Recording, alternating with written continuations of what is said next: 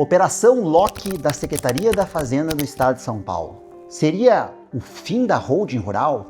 Bom, no final de maio de 2024, início de junho, a Secretaria da Fazenda do Estado de São Paulo deflagrou a operação denominada Loki, que tinha por fim ir em cima, de uma suposta evasão do não pagamento por, enfim, desvios do pagamento do ITCMD. E de que forma seria essa evasão fiscal ilícita, de não recolher os impostos em razão de uma ilicitude? Basicamente, estaria se falando que algumas pessoas estariam constituindo holdings, empresas, colocariam o seu patrimônio. Este patrimônio, muitas vezes, conforme a lei autoriza, transferido pelo seu valor histórico, que é um valor menor do que o valor de mercado, muitas vezes, e quando este patrimônio ele ingressa na pessoa jurídica, já enquanto cota, ao invés de se fazer a doação das cotas, algumas dessas empresas estariam fazendo a compra e venda grosseira, de maneira que não haveria incidência do tal do ITCMD, que é um imposto, um tributo de competência estadual, que tem como fato gerador duas hipóteses: ou a doação do bem com o proprietário vivo, ou a transferência desse bem em razão da morte do proprietário. Quando se trabalha com a ideia da compra e venda, ou seja, tem um pai que transfere seu patrimônio da pessoa física para uma pessoa jurídica e o seu filho adquire essa cota, a aquisição ela não estaria nas hipóteses de incidência do ITCMD. Logo, seria um mecanismo que estaria sendo utilizado para fraudar, para não se recolher o ITCMD. E aí muitas pessoas começaram a dizer, olha, a compra e venda de cotas que vem sendo realizada nas holdings rurais é inviável, não se pode, e começaram a fazer todo um terrorismo em cima dessa situação. Bom, essa questão também da compra e venda de cotas e a operação Loki se soma, por isso que o nome do vídeo é a holding rural morreu ou vai morrer. Há uma questão também que quando está sendo feita a doação das cotas, também está ocorrendo em alguns estados a reavaliação das cotas. O que seria isso? E principalmente na perspectiva do produtor. Quando nós vamos constituir uma holding rural, nós temos por possibilidade, por prerrogativa de lei, transferir a propriedade ou pelo seu valor histórico ou pelo valor venal, pelo valor atual de mercado deste bem. E por óbvio, porque a base de cálculo é muito menor, enfim, toda a economia tributária, nós transferimos as propriedades do produtor pelo valor histórico, que costuma ser, em 99% dos casos, muito inferior ao valor de mercado. A gente tem propriedades lá que tem o valor de R$100 mil no imposto de renda e um valor de mercado que muitas vezes atinge R$100 milhões.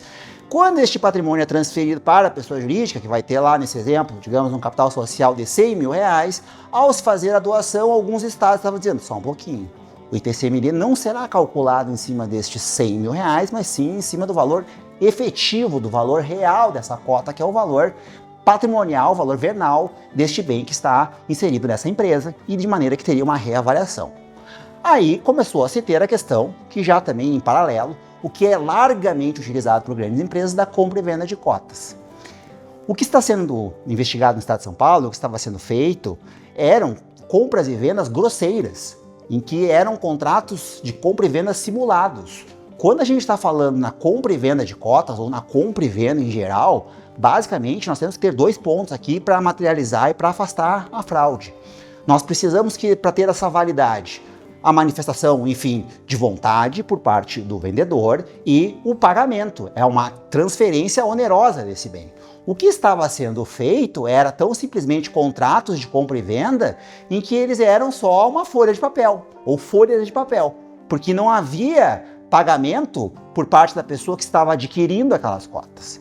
E aqui é muito importante, grandes empresas há muito tempo assim procedem com os seus planejamentos sucessórios. Este é o mesmo caso, é muito importante quando a gente fala aqui na operação Loki e a questão da compra e venda de cotas, naquele fenômeno que aconteceu lá do sonho de valsa. Não foi tão simplesmente a mudança do bombom e colocar o nome de waffle. Foi todo um procedimento que foi realizado, inclusive alterando a composição deste bombom para o waffle, aumentando ali as quantidades e as proporções para que se aproxime mais do waffle, para que pudesse efetivamente ser assim chamado. Não bastava que fosse feita somente a alteração do nome.